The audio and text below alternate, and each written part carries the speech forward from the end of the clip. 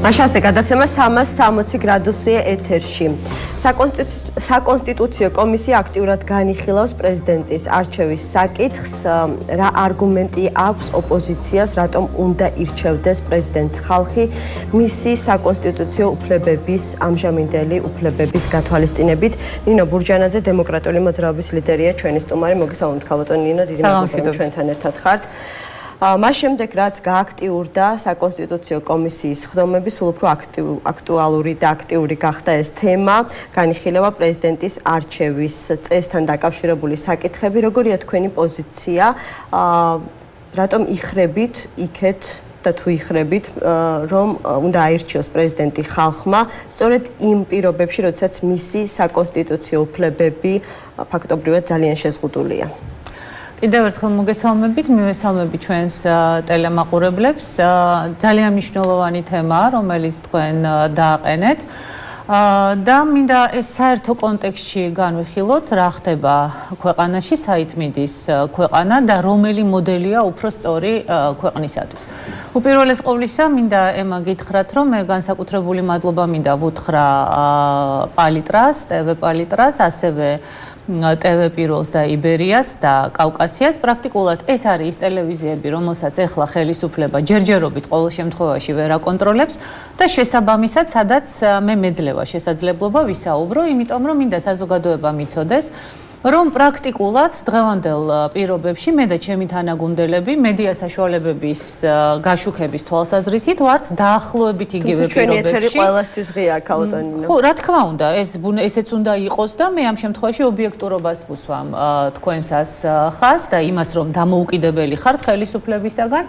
ჩვენ დაახლოებით იგივე მდგომარეობაში ვართ, რა მდგომარეობაშიც ვიყავით სააკაშვილის რეჟიმის პირობებში, როდესაც სააკაშვილის მიერ კონტროლირებადი ტელევიზიები მე არ მიწვევდნენ და მქონდა შესაძლებლობა იმ, ესე ვთქვათ, შეზღუდულ ეთერებში ვყოფილიყავი, რომელსაც კიდევ გარკვეული დამოუკიდებლობა ჰქონდა. დღეს მე შემიძლია ვთქვა, რომ თვეებია პრაქტიკულად მე არ ყოფილვარ მიწვეული 20-30-ის ეთერში, თვეებია პრაქტიკულად ჩვენ არ ვშუქდებით იმედის მიერ, რუსთავი 2-ის მიერ და სამწუხაროდ პირველი არხის მიერ. რაც აი დღესაც მქონდა პრესკონფერენცია სპოტაშორის. ეს ძალიან მნიშვნელოვანია, იმიტომ რომ აი ეს მოდელი, რაზეც მე ეხლა ვსაუბრობ, ზუსტად პირდაპირ კავშირშია იმასთან, თუ როგორი უნდა იყოს კონსტიტუცია და მათ შორის პრეზიდენტის არჩევის წესიემა, იმიტომ რომ სააკაშვილმა ამით დაიწყო ჯერ მედია საშუალებების კონტროლით, მერე კონსტიტუცია შეცვალა და შეუზღუდა პრეზიდენტის უფლებამოსილებები, რომელიც თქვენ ახლა ახსენეთ, რომ შეზღუდული უფლებამოსილებები აქვს პრეზიდენტს და ამით ხდება ქვეყნის კონტროლის და ქვეყნის, ესე ვთქვათ, ჯიბეში ჩადების პროცედურების დაწყება და ეს გზა ქართულ ოცნებას და ბიძინა ივანიშვილს უკვე დაწყებული აქვს და ნაბიჯები სერიოზული განვლილი. მართველი გუნდი თუნდაც იმით, რომ პრეზიდენტის არჩევის წესი შეიცვლება და მას არ აირჩევს ხალხი პირდაპირ წესით, არამედ აირჩევს პარლამენტი. ერთადერთ მეტნაკლებად დამოუკიდებელ ინსტიტუტს, რომელიც არ ექვემდებარება და არ ემორჩილება ბიძინა ივანიშვილი, ის ჩაიდებს ჯიბეში, ისევე როგორც ჩაიდო ჯიბეში სასამართლო, ისევე როგორც ჯიბეში ჩაიდო იმედი, GDS-ი და ნაწილობრივ როგორც ხვდები მაესტროც და ასე შემდეგ და ისევე როგორც ჯიბეში ჩაიდო პარლამენტი. ამას მიიღებს და მე არა მარტო ეხლა, არამედ ჯერ კიდევ 98 წლიდან მოყოლებული, როდესაც საერთოდ ესე ვთქვათ პრეზიდენტობაზე არ ვფიქრობდი ნამდვილად, 98 წლიდან მოყოლებული, როდესაც იხილებოდა კონსტიტუციური ცვლილებები, კატეგორიული წინააღმდეგი ვიყავი, როგორც იურისტი, როგორც მოქალაქე და როგორც პოლიტიკოსი. რაიმე ტიპის ნახევარი მოდელისა, იმიტომ რომ არასოდეს არც ერთი იურისტი ნახევარ მოდელის მომხრე არ არის კონსტიტუციის და დღეს ჩვენ გვაქვს ნახევრად საპარლამენტო, ნახევრად საპრეზიდენტო მოდელი. მე ვიყავი მომხრე, რომ საქართველოში ყოფილიყო ძლიერი საპრეზიდენტო რესპუბლიკა, იმიტომ რომ პირდაპირ წესით ხალხის მიერ არჩეულ პრეზიდენტს დაბალანსებული კონსტიტუციის შემთხვევაში ნამდვილად შეუძლია ქვეყანა წაიყვანოს წინ. დღეს ჩვენ რა მივიღეთ? მივიღეთ საპარლამენტო მოდელი, რომელიც სააკაშვილმა თავისთვის შექმნა, იმიტომ რომ მას აღარ ქონდა მესამე ვადით პრეზიდენტად კენჭისყრის უფლება და ამიტომ მოიმზადა თავისთვის, ესე ვთქვათ, სავარძელი პრემიერ-მინისტრის 2012 წლის შემდეგ მას ესე ჰქონდა ჩაფიქრებული, შესაბამისად მან შეუზღუდა ძალიან პრეზიდენტის უფლებამოსილებები, გაზარდა პრემიერ-მინისტრის უფლებამოსილება და დღეს ამ მოდელით მშვენივრად სარგებლობს ბიძინა ივანიშვილი, ისევე როგორც სარგებლობს მშვენივრად სააკაშვილის პარტიის, ესე ვთქვათ, ჩამოვარდნილი თუ არ ვიცი, გამოყოფილი ფრთით და გიგა ბოკერიასთან მოლაპარაკებებით. არც ერთ ისეთი ტიპის ქვეყანაში, როგორიც არის საქართველო, სადაც არ არის ძლიერი პარტიები.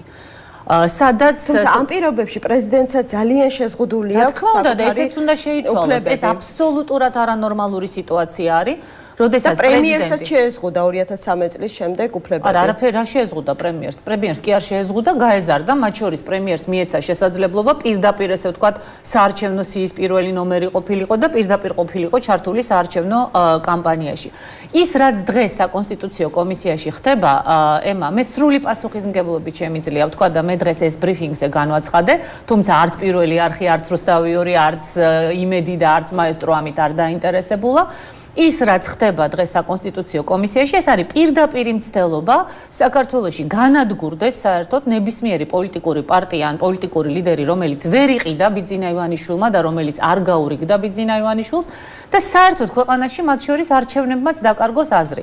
ნახეთ რა ხდება. რეალურად ცდილობენ, რომ პრეზიდენტის არჩევის წესი შეცვალონ, ანუ პრეზიდენტი უნდა აირჩიოს იმ საპარლამენტო უმრავლესობამ, რომელმაც უმრავლესობა მიიღო პარლამენტში, ოღონდ მოსახლეობის მოსული მოსახლეობის 58%-მა დაუჭირა მხარი. სინამდვილეში ეს ამომრჩევლის 58% კი არ არის, მოსული ამომრჩევლის 48%, ანუ ნახევარიც კი არ არის მოსახლეობის და მოსახლეობის მესამედმა პრაქტიკულად უნდა აირჩიოს მთელი საქართველოსათვის პარლამენტში კენჭისყრის წესით ქვეყნის პარლამენტი, ქვეყნის პრეზიდენტი, ქვეყნის მთავარი, ესე ვთქვათ, თანამდებობის პირი. გარდა ამისა, თუმცა პრეზიდენტის ლეგიტიმაციასაც თუ გადავხედავთ და გავიხსენებთ რამდენმა ადამიანმა მისცა ხმა, მისი ამორჩეველი, ანუ მისი ხმების რაოდენობა 50%-ზე მეტი იყო. არა, პრეზიდენტის ლეგიტიმაცია გაცილებით მაღალი იყო, მას 60 როგორც მაშინ ბიძინა ივანიშვილმა თქვა, რომ ამდენმა უნდა მისცეს ხმაო, 62-მა თუ 66%-მა მისცა ხმა. ეს კიდევ ჩვენი ცალკე სირცხულია და დღეს მოსახლეობა იმას რო ამბობს, რომ რა დავაშავეთ და რატო ვართ ამ მდგომარეობაშიო, თავის თავში ჩაიხედოს. პრეზიდენტად აირჩია ადამიანი, რომლის გვარი დასახელიც არ იცოდა ნახევარზე მეტმა, ბიძინა ივანიშვილის ხათრით, მერე პარლამენტის არჩევნებში ისევ ბიძინა ივანიშვილის ხათრით მისცა ქართულ ოცნებას ხმა, რომელსაც ასევე ესე ვთქვათ, არ ემადლიერებოდა მთელი 4 წლის განმავლობაში. ასე რომ ეხლა ნუ გვიკვირს ჩვენ, რომ არის ეკონომიკური სირთულეები, არის სოციალური პრობლემები, არის ძალიან ბევრი პრობლემა, რომელსაც ეს მთავრობა თავს ვერ აბამს. ისევ რომ დავუბრუნდეთ პრეზიდენტის არჩევის წესს არსებულ პირობებში, იმ პირობებში თუ რა ბერკეტები აქვს დღეს საკანონმდებლო ორგანოს, შეუძლია თუ არა პრეზიდენტს ვერცვლის ის ფაქტობრივად ვერცერთ გადაწყვეტილებას. ანუ პარლამენტს შეუძლია მისი ვეტოს დაძლევა. პარლამენტს აქვს ასევე სხვა ბერკეტებიც. ანუ რეალურად ეს ინსტიტუტი აღნიშნულ პირობებში ვერ იქცა ერთგვარ დამაბალანსებლად სხვა ინსტიტუტებს შორის. ეს ძალიან მარტივია. ერთი ის, რომ პრეზიდენტს არ აქვს სერიოზული კონსტიტუციური უფლებამოსილებები, თუმცა პრეზიდენტი რომ ყოფილიყო სხვა და არა გიორგი მარგველაშვილი, გარწმუნებთ, რომ ამ კონსტიტუციური უფლებამოსილებითაც ქვეყანაში სრულიად სხვა ვითარება იქნებოდა. კონკრეტულად რას? კონკრეტული მაგალითი შემიძლია ემა მოგიყვანოთ. ქალბატონი ფრაიბერგა მეტნაკლებად ქართულ პოლიტიკურად დაინტერესებულ საზოგადოებას ახსოვს, არა? ძალიან ესე ვთქვათ, აქტიური ქალბატონი გახლდათ და მას გაცილებით ნაკლები უფლებები ჰქონდა მისი ქვეყნის კონსტიტუციით, ვიდრე დღეს აქვს გიორგი მარგველაშვილს, მაგრამ ის იყო ძალიან სერიოზული და ძალიან ძლიერი პიროვნება და მან მიუხედავად თავისი შეზღუდული კონსტიტუციური უფლებამოსილებებისა, შეძლო რომ ის ყოფილიყო პირველი პირი მართლაც ქვეყანაში, წამყვანი პირი და თავისი ქვეყანა ძალიან სერიოზულად. ამ შემთხვევაში რა გამოდის ქალბატონინო, პიროვნულად მარგველაშვილშია პრობლემა? მათ შორის, რა თქმა უნდა, თქვენ ეჭვგეპარებათ იმაში, რომ ბურჯანაძე რომ ყოფილიყო პრეზიდენტი, დღეს სხვანაირი ვითარება იქნებოდა? მე არ ვეპარებ ამაში შეცვლიდით. აი შეგიძლიათ გითხრათ საქართველოს რეალობიდან გამომდინარე, მოდი ამაზე ვისაუბროთ. აბსოლუტურად ყველაფერს შევცვლიდი და მარტო იმაზე კი არ ვიქნებოდი ორიენტირებული, რომ სასახლიდან გამოვიდე თუ არ გამოვიდე. აბსოლუტურად ყველაფერს შევცვლიდი და სრულიად სხვა რეალობა იქნებოდა. მოლაპარაკებების თვალსაზრისით საგარეო არენაზე, საშინაო არენაზე ეს ძალიან კარგად იცოდა ბიძინა ივანიშვილმა, ეს თუ ქართულმა საზოგადოებამ დღევდე ვერ გაიგო. მაშინ ნამდვილად ღირსი ყოფილა იმ ვითარების, რა ვითარებაში ვართ, ეს ძალიან კარგად იცოდა ბიძინა ივანიშვილმა და ამიტომ იყო რომ ყველაფერი გააკეთა იმისათვის, რომ ბურჯანაძეს არანაირი შანსი არ ქონოდა მეორე ტურში საპრეზიდენტო არჩევნებზე გასვლის და ესე ვთქვათ, გადაასწორეს ოქმები და გააყალბეს ისევე როგორც გააყალბეს ეს საპარლამენტო არჩევნების დროს. ემა, თქვენ არ გაგიჩნდათ კითხვა თუ გახსოვთ ჩვენ ვისაუბრეთ, როდესაც რამდენიმე კვირის წინ მე ხელისუფლებას წარვუდგინე 41+5 კითხვა არჩევნების გაყალბებასთან დაკავშირებით. არ გაგიჩნდათ კითხვა იმასთან დაკავშირებით, რომ რატომ საერთოდ იგნორირება მოხდა ამ კითხვების. თუ შენ მართალი ხარ, როდესაც შენ პრეტენზიას გიყენებენ, როდესაც შენ კითხვას გისვამენ, შენ ამ კითხვაზე გასცენ პასუხს. საერთოდ იგნორირება გააკეთა ხელისუფლებამ ამ კითხვებზე, იმიტომ რომ მას არავითარი საფუძველი არ აქვს ამ კითხვებს უპასუხოს, არც ერთი არგუმენტი არ აქვს იმის საწინააღმდეგოდ, რასაც მე ვამბობ, რომ არჩევნები გაყალბდა და ეხლა ის შეეცდება ადგილობრივი არჩევნებიც გააყალბოს. ამ ვითარებაში, როდესაც არის უკიდურესი სიდუხჭირე, როდესაც ფასები ყოველდღიურად მატულობს, თუმცა ჩვენ გვეუბნება ხელისუფლება, რომ არ დაუჯეროთ, ფასები არ მატულობსო. როდესაც მე გუშინ წინ წავიკითხე, მე მგონი ინფორმაცია იმასთან დაკავშირებით, რომ საწვავის ფასი კიდევ 10 თეთრით მოიმატებს, რაც ავტომატურად ნიშნავს. ხელისუფლება ამბობს, რომ ფასების საერთო დონეზე ეს დიდ გავლენას ვერ იქონიებს. რომელ დონეზე ვლაპარაკობ? რა ვერ იქონიებს? საწვავი როდესაც ზვირდება, თელ მსოფლიოში ზვირდება ყველაფერი. იმიტომ რომ ყველაფერი საწვავთან არის დაკავშირებული. ხო, ხელისუფლებისთვის ეს რა თქმა უნდა პრობლემა არ არის, იმიტომ რომ ბიძინა ივანიშვილს ახლა საერთოდ არ აინტერესებს 10 თეთრი და 10 თეთრით მომატება რამეზე ფასის, ასევე არ აინტერესებს ხელისუფლების წარმომადგენლებს, რომლებსაც თავისი პრემიები და თავისი ხელფასები აინტერესებთ და არა ის რომ თუნდაც მე დღეს ვუყურებდი თავდაცვის სამინისტროდან 2500 კაცი იქნა დათხოვნილი. მე მაინტერესებს უბრალოდ 5 წელია პრაქტიკულად, ну კარგი, 4 წელია ქართული ოცნება ხელისუფლებაშია. 2500 კაცი თუ ზედმეტი მუშაობდა თავდაცვის სამინისტროში. თქვენ და თითეული მოქალაქე, ვინ ჩვენ ახლა გვიყურებს, ამ ადამიანებს ხელფასს ტყუილად უხდიდნენ? თუმცა ამ უწყების ხელმძღვანელები მაშინ სხვადასხვა ადამიანები იყვნენ და ალბათ იმაზე ძალიან ბევრი ადამიანი თავხდება, რომ ბიუროკრატია საკმაოდ გაზრდილია ჩვენს ქვეყანაში და რეალურად უნდა მოხდეს ამ კადრების შემცირება ეფექტურ რაოდენობამდე. აქ არის საუბარი იმაზე, კი ბატონო, ეფექტური უნდა იყოს, თუ საჭიროა, უნდა შემცირდეს, მაგრამ მე გეკითხებით, ხელისუფლებაში სხვა გუნდი ხომ არ მოსულა? რა მნიშვნელობა აქვს მინისტრის გვარს? ისინი ხომ ქართული ოცნების წარმომადგენლები იყვნენ? იგივე გუნდი იყო, ხო? თუ 2500 კაცი ყოველთვიურად თავდაცვის სამინისტროში ხელფასს იღებდა ტყუილად, ანუ ისინი არ იყვნენ საჭირო და ხელფასს იღებდნენ. ეს არ არის ბიუჯეტის გაფლანგვა? და რამდენი სამინისტროა და რამდენი სამინისტრო ამცირებს ადამიანებს. დღეს რომ ქართული ოცნების ნაცვლად სხვა ხელისუფლება იყოს ემა და მას შეემცირებინა თავდაცვის სამინისტრო, ქართულ ოცნებას პასუხს ვერ მოთხოვთ.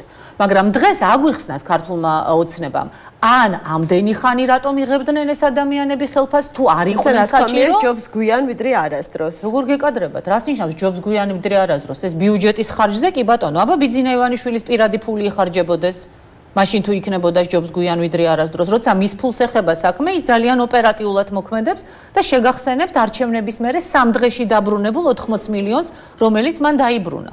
ასე ყოჩაღად რომ იყვნენ ბიუჯეტთან დაკავშირებით, ცუდი არ იქნებოდა. ასე რომ, აქ ძალიან ბევრი კითხვა არის და მე სრული პასუხისმგებლობით ვამბობ იმას, რომ ის მცდელობა, რაც ახლა საკონსტიტუციო კომისიაშია, როდესაც ლაპარაკი არ არის იმაზე, რომ საარჩევნო სისტემა შეიცვალოს. როცა ლაპარაკია იმაზე, სხვათა შორის, რომ თურმე ახლა პარტიები უნდა გააძლიერონ, ოღონდ როგორ იცით, რამდენიმე თვის წინ, როდესაც ქართულ ოცნებას აწყობდა ჩემი და ჩემი პარტიის და ჩემნაირების დასუსტება, მაშინ 1%-იან პარტიებს დაფინანსებაც მისცა და 1%-იან პარტიებს ჩემი კუთვნილი საეთერო დრო გადაუნაწილა, მეწამართვა და მათ მისცა. დღეს ჩვენ დაფინანსებას პარტიების ვიღებთ გაცილებით ნაკლებს, ვიდრე მივიღებდით სხვა შემთხვევაში, იმიტომ რომ 11 პოლიტიკური პარტიის ნაცვლად კვალიფიციური ქართული ოცნების მიერ მიღებული კანონებით გახდა 20. დღეს ქართული ოცნება გვეუბნება, რომ ბევრი პარტიები ცუდიაო და ამიტომო საარჩევნო ბლოკები უნდა ავკრძალო და პარტიებს ბლოკებში გაწევრიანების უფლება არ უნდა ჰქონდეს. ანუ რა ხდება იცი ემა? ეხლა შეიძლება ადამიანებისათვის ეს ცოტა რთული გასაგებია, მაგრამ როდესაც ხელისუფლება დღეს ამბობს ერთს, იმიტომ რომ ეს აწყობს და ხვალ ამბობს ამის აბსოლუტურად საწინააღმდეგოს, იმიტომ რომ მომავალი არჩევნებისათვის მას უკვე ასე ჭირდება, რომ ხელისუფლება გაიხანგრძლივოს, ეს კატასტროფაა ქვეყნისათვის. როდესაც ერთი ადამიანის და ერთი პოლიტიკური ძალის ასე ვთქვათ, სურვილებზე ხდება კონსტიტუციების და კანონის მორგება, ჩვენ ეს ვნახეთ რითი დამთავრდა. და იგივე უნდა გავიმეოროთ. საკონსტიტუციო კომისიაში შესთავაზეს, ასე ვთქვათ, ძალიან დიდ მასშტაბურად, ძალიან ბევრ ადამიანს, ბევრ საზოგადოებრივ ორგანიზაციას მონაწილეობის მიღება. არავითარ შემთხვევაში არ დაგეთანხმებით. აქ ის კი არ არის მთავარი. ჯერ ერთი ჩვენ მაგალითად შეგვეზღუდა შესაძლებლობა მონაწილეობის მიღების, იმიტომ რომ თუ ამ საკონსტიტუციო კომისიამდე, წინა საკონსტიტუციო კომისიაში ჩვენ შეგვეძლო როგორც ბლოკიდან 2 წარმომადგენელი ვყოლოდა, დღეს ჩვენ ამის შესაძლებლობა მოგვისპეს და მიუხედავად იმისა, რომ არჩევნებზე 2 პარტიული ბლოკით ვიყავით გასული, მხოლოდ და მხოლოდ მოგვცეს საშუალება, რომ ერთი ადამიანი იყოს წარმოდგენილი. ანუ ჩვენ არ მოგვეცა იმის საშუალება, რომ 2 ადამიანი მაინც ვყავდეს წარმოდგენილი. გარდა ამისა, ძალიან ბევრი პარტია საერთოდ დარჩა წარმომადგენლის გარეშე. და აქ იმაზე კი არ არის ლაპარაკი, ახლა მე საზოგადოება მინდა იცოდეს, იქ არც ხელფასია და არც რაიმე პრივილეგია. ჩვენ იმიტომ კი არ გვინდა იქ მონაწილეობა, რომ რაიმე პრივილეგიას ვიღებთ, ან ვინმე ხელფასს აიღებს. არა, საქმის გაკეთება გვინდა. და რეალურად საქმის გაკეთება არ გამოვა, იმიტომ რომ კომპოზიცია, ანუ შემადგენლობა საკონსტიტუციო კომისიის ისე დაალაგდა ემა, რომ ნებისმიერ გადაწყვეტილებას ქართული ოცნება მიიღებს, სულ რომ თავდაყირად ადგეს მთელი დანარჩენი ოპოზიციური სპექტრი, არასამთავრობო ორგანიზაციები, არიან არასამთავრობო ორგანიზაციები, არ აქვს ამას არასაპარლამენტო ოპოზიციის წარმომადგენლები. ამას მიიღებს დამოუკიდებლად ისე როგორც უნდა. ამიტომ მე დღეს მოუწოდე საზოგადოებას, რომ თუ ასე გააგრძელებს საკონსტიტუციო კომისია მუშაობას, უბრალოდ მაშინ ჩვენ იძულებული გავხდებით და ალბათ სხვებიც აიტაცებენ ამ წინადადებას, რომ საერთოდ ბოიკოტი გამოუცხადოთ ამ კომისიის მუშაობას, იმიტომ რომ ერთადერთი ინიციატივები, რაც მოდის მხოლოდ პარტიების დასამარების. პრეზიდენტის რეაგირება როგორი იქნება, ქალბატონი ნინო, თუ კი თქვენ როგორც ამბობთ, ასე გააგრძელებს მუშაობას საკონსტიტუციო კომისია. შესაძლებელია დღის წესრიგში მისი გადადგომის საკითხიც დადგეს. არა, მე არ მგონია ახლა მარგველაშვილი გადადგეს, იმიტომ რომ დავით უსუფაშვილის ესე ვთქვათ, ნათქვამ ფრაზაზე მას ისეთი რეაქცია ჰქონდა. მე სიმართლე გითხრათ, მეგონა რომ პრეზიდენტი ამას პოზიტიურად გამოეხმაურებოდა, იმიტომ რომ ერთადერთი შანსი მარგველაშვილს რომ დარჩეს მართლა პრეზიდენტად, რომელმაც რაღაცა სერიოზული გადაწყვეტილება მიიღო, ნამდვილად არის ის, რომ თუ დაუშვათ საკონსტიტუციო კომისია მიიღებს იმას, რომ შეიცვალოს პრეზიდენტის არჩევის წესი, მაშინ ის სასწრაფოდ უნდა გადადგეს, რომ სასწრაფოდ დაინიშნოს ვადამდელი საპრეზიდენტო არჩევნები და ამ პარლამენტმა ვერ შეძლოს, ასე ვთქვათ, პრეზიდენტის არჩევის წესის შეცვლა. ეს იქნება ქვეყნის გადარჩენისკენ გადადგმული ნაბიჯი, იმიტომ რომ ჩვენ ნათლად ვხედავთ იმას, რომ ქვეყნის პრივატიზაციის პროცესი მიმდინარეობს. პრაქტიკულად, ესე ვთქვათ, ახლა მე გამახსენდა 90-იან წლებში პრივატიზაცია ძალიან, ესე ვთქვათ, ისეთი ტერმინი იყო და არ მინდა მეორე ტერმინი გამოვიყენო, რომელიც ცოტა უხეშად ჟღერს და ბოდიშვიხდი, მაგრამ ფაქტია, რომ ბიძინა ივანიშვილი წარმატებით ანხორციელებს ქვეყნის პრივატიზაციის ასე ვთქვათ, პროცესს სამწუხაროდ ჩემდა, მე ძალიან მწუხვარ, მაგრამ მომიწევს ამის გამეორება, რომ იქნებ მოსახლეობამ რაღაც სხვა კუთხით შეხედოს და სხვა თვალით იმას, რაც მოხდა ამ საპრეზიდენტო და ადგილობრივ და საპარლამენტო არჩევნებზე, მოსახლეობამ თავისი ნიჰილიზმით, თავისი იმედგაცრუებით, თუ თავისი რაღაცა უცნაური, ესე ვთქვათ, შეფასებებით ხელი შეუწყო იმას, რომ დღეს ქვეყნის პრივატიზაციის პროცესი მიმდინარეობს და იმედი მაქვს, რომ ახლა ბოლომდე ამ პრივატიზაციას არ ბოიკოტირების თემა ახსენეთ თქვენ კომისიისთვის, საინტერესოა უკვე გქონდათ ვინმესთან კონსულტაციები, ანუ რატომ იგეგმება ბოიკოტირება? არა, არ იგეგმება ჯერჯერობით, მოდით ყველაფერს თავის სახელი დავარქვათ, ეს არის უბრალოდ იდეა, იმიტომ რომ შედეგი რა იქნება ბოიკოტირების? არა, შედეგი იქნება ის, რომ ქართული ოცნება დარჩება მარტო ეხლა არ ვიცი ხა გიგაბოკერია თუ დაუდგება გვერდით ბატონ კობახიძეს არ ვიცი ხა რამდენად კმაყოფილი იქნება ამით და არ გამოვრიცხავ რომ ესე ვთქვათ ბოკერია და მისი ფრთა ამ დროს ესე ვთქვათ ქართულ ოცნებასთან აღმოჩნდეს მაგრამ დანარჩენ ოპოზიციურ სპექტრში მე ძალიან კარგად ვიცი განწყობა არის მკვეთრად ნეგატიური იქედან გამომდინარე რომ ოპოზიციური პარტიები ხედავენ რეალურად ყველაფერი მიდის იმისკენ რომ ქვეყანაში პოლიტიკა აღარ იყოს ეხა რა თუნდა ამას ლაპარაკი, იცით როგორ არის? აი გადახედეთ საინფორმაციო საშუალებების ახალ ამბებს. ქვეყანაში პოლიტიკა პრაქტიკულად აღარ არის. და მე ერთი რამ მინდა საზოგადოებას ვუთხრა, იცით, ძალიან კარგად მესმის. აი ძალიან კარგად მერწმუნეთ რა. ძალიან ბევრი ადამიანია ჩემს ირგვლივ, ვის გაჭირვებასაც ვხედავ და ვიცი ძალიან კარგად იმ ადამიანების პრობლემები, ვისაც მართლა უჭირს და დღეს ახლა პარტიებზე დარდის თავი კი არ აქვს. ელემენტარულად იმაზე უნდა იფიქროს, შულს რა უნდა აჭამოს, მაგრამ გაიგეთ ძვირფასო მეგობრებო, რომ ქვეყანა რომ ნორმალურად განვითარდეს, ამისთვის აუცილებელია რომ ქვეყანაში ნორმალური პოლიტიკური პროცესი მიდიოდეს. პოლიტიკის გარეშე არ არსებობს ეკონომიკური განვითარება. სწორი პოლიტიკის გარეშე ქვეყანა ეკონომიკურად ვერ განვითარდება და სოციალური პრობლემები ვერ მოგვარდება.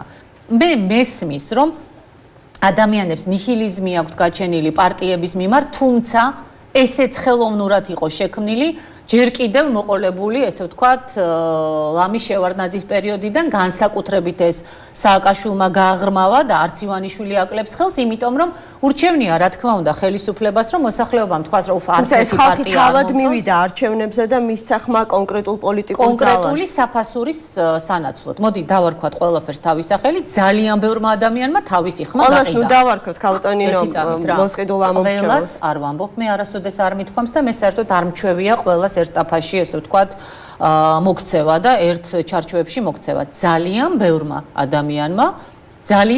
ადამიანმა, როგორც კომისიის წევრებმა, ასევე რიგითმა მოქალაქეებმა, ან პირდაპირ გაყიდეს თავისი ხმა, ან წამოეგენ იმ დაპირებებზე, რომ 5 მილიონს მიცემდა ბიძინა ივანიშვილი ყველა სოფელს გადაუხდი და გაზის ფულს, შუქის ფულს. თუნდაც ამ პირობებშიც კი, როდესაც თქვენ ამბობთ, რომ არა საპარლამენტო ოპოზიციურ ძალებს არანაირი ბერკეტი არ აქვთ საკონსტიტუციო კომისიის მუშაობის პირობებშიც კი, რა განცდა უნდა დარჩეს ელექტორატს? ელექტორატს უნდა დარჩეს იმის განცდა, რომ კარგად გაანალიზოს რა გააკეთა ამ არჩევნებზე. ეს არ იყო არჩევნები, ემა, როდესაც ადამიანებს არჩევანი არ ჰქონდათ. 2012 წელს არჩევანი იყო ორი: ქართული ოცნება და ნაციონალური მოძრაობა და რა თქმა უნდა, ნებისმიერ ნორმალურ ადამიანს არჩევანი უნდა გაეკეთებინა ქართული ოცნების სასარგებლოდ. მაგრამ არც საპრეზიდენტო არჩევნებზე, არც ადგილობრივ არჩევნებზე და მით უფრო არც საპარლამენტო არჩევნებზე იგივე მდგომარეობა არ იყო. ამ საპარლამენტო არჩევნებზე არჩევანი იყო ძალიან სერიოზული და საკმაოდ დიდი სპექტრი იყო. და ერთი რამე უნდა გაეგო ადამიანებს. მე როდესაც ვამბობდი ერთ მთავარს, მათ შორის საპრეზიდენტო არჩევნებზე, არ დაუშვათ იგივე შეცდომის გამეორება, რაც ჩვენ ერთხელ უკვე დაუშვით. იგივე რგვალი მაგიდის დროს თვითმმართველობის არჩევნებზეც ამ განწყობით მიდიხართ, რა გამოდის მაშინ წინასწარ დამარცხებულ ბრძოლაში აპირებს შესვლა? არა, ჯერ ერთი ბრძოლას ყოველთვის აქვს აზრი, წინასწარ დამარცხებული თუ გამარჯვებული, ეს არავინ არ იცის. და მე არ მივეკუთვნები იმ ადამიანებს, რომლებიც ბრძოლაში მარტო მაშინ მიდიან, როდესაც გარანტირებული შედეგები აქვთ. მაშინ არც 26 მაისს არ ვიბრძოლებდი და არც ხელისუფლებიდან არ წამოვიდოდი ემა. მე მიმაჩნია, რომ რაც მიგაჩნია, რომ სწორია, იმისთვის უნდა იბრძოლო. და ნუ თუ ასე ვთქვათ, მოახერხებ გამარჯვებას ძალიან კარგი, თუ არა და შენი თავის, შენი სინდისის, შენი შვილების და მათი თაობის წინაშე მართალი იქნები, რომ შენ სცადე მაინც გებრძოლა იმისთვის, რაც მიგაჩნდა სწორად. გარდა ამისა, ხა თვითმმართველობის არჩევნებამდე კიდე საკმარისი დრო არის, ჯერ ერთი ჩვენ მაინც ვეცდებით, რომ გარკვეული ცვლილებები ვაიძულოთ ხელისუფლებამ, რომ მიიღოს საკანონმდებლო თვალსაზრისით. გარდა ამისა, მე ხლა ამდენს რომ ვლაპარაკობ და საყვედურობ ასე გამოდის მოსახლეობას, ისედაც გაჭირვებულს, გაღატაკებულს, შეწუხებულს სიცივით, უფულობით და უწამლობით შეწუხებულ ადამიანებს ვწუხვარ და ამისთვის მათ ბოდიში ვუხდი, მაგრამ ეს იცით როგორ არის, აი რაღაცნაირად აი მოყვარეს პირში უძრახეს პრინციპით, რომ იქნება ადამიანებმა სხვანაირად შეხედონ ვითარებას, იქნება ადამიანები მიხვდნენ იმას, რომ მათი დღევანდელი გაჭირვებული მდგომარეობა გარკვეულწილად იმ არასწორი ნაბიჯების ბრალიც არის, რომლებიც არჩევნებზე იდგმება ხოლმე, როდესაც არ კეთდება სწორი არჩევანი და იქნება ადამიანებმა მეტი მოთხოვონ ყველა არჩეულ ხელისუფალს. იმიტომ რომ როცა შენ ემა ხელისუფალს არ მოგწონს, მაგრამ მიდიხარ და უბრალოდ ან სახში რჩები, იმიტომ რომ არც სხვა მოგწონს, ან მიდიხარ და რაღაცა ანაზღაურების, ან რაღაცა დაპირების ფასად ისევ აძლევ ხმას, ის ხელისუფლება აღარ ცდილობს, რომ მაინდა-მაინც შენი პრობლემები მოაგვაროს. დღეს ქართულმა ოცნებამ იცის, არაფერი არ გაუკეთებია 4 წლის განმავლობაში, წინა 4 წლის განმავლობაში, არც ერთი პირობა არ შეუსრულებია. ამის და მიუხედავად საკონსტიტუციო უმრავლესობა მიიღო. რატო უნდა შეიცვალოს? შესაბამისად, რა შეიძლება შეიცვალოს ხვალ, მაშინ როდესაც უკვე დადგება დღის წესრიგში ადგილობრივი არჩევნები?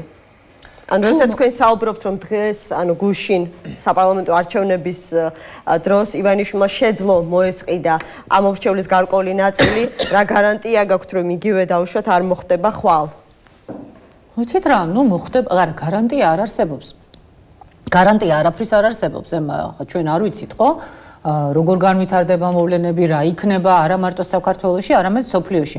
გარანტია არანაირი არ არის, მაგრამ თუ იგივე მოხდება, თუ მოსახლეობა ისევ ან არ წავა არჩევნებზე, ან რაღაცა ნაწილი წავა და წამოეგება იმ ტიპის პროვოკაციას, როგორიც იყო, რომ აი ახლა მიშა სააკაშვილი მობრუნდება, ან გაყიდის თავის ხმას, არაფერი ახლა იქნება იგივე მდგომარეობა, რაც არის. მოსახლეობა იცხოვრებს ისევე, როგორც ცხოვრობს. მე ვიცხოვრებ ისევე, როგორც ვცხოვრობ და მე ვფიქრობ, რომ მე მინდა რომ ძალიან ბევრმა ადამიანმა საქართველოში იცხოვროს ისე, როგორც მე ვცხოვრობ. იცით, მე მახსენდება იყო ესეთი ბევრ ადამიანს უნდა ქალბატონ ნინო ალბათ სწორედ ასე იცხოვროს. მე ძალიან ვისურვებდი და მე პირდაპირ გეტყვით, იცით, ჩემი ამოცანა არის სწორედ ის, რომ მე შევქმნა იმისი პირობები, მე ვერ ვიტყვი, რომ ყველა ჩემსავით იცხოვრებს, მაგრამ ჩემი ამოცანა არის ის, რომ ქვეყანაში შეიქმნას ისეთი ვითარება, როდესაც ადამიანებს არ შეათ, არ წყურიათ, როდესაც მათ არ ეშინიათ ხვალინდელი დღის და როცა მათ პერსპექტივა აქვს. მე ამისთვის ვიღწვი და ამისთვის ვაკეთებ ყველაფერს და თუ მომეცემა შესაძლებლობა რომ გავაკეთო ის რაც ვიცი ამ ქვეყნისათვის გარწმუნებთ რომ ძალიან ბევრი რამ ბევრად უკეთესია. ნინო ბურჯანაძე დემოკრატიული მოძრაობის ლიდერი იყო ჩვენთან ერთად. დიდი მადლობა თქვენ ჩვენს მაყურებლებს გადაცემას 360 გრადუსი ხვალამდე გემშვიდობებად დროებით.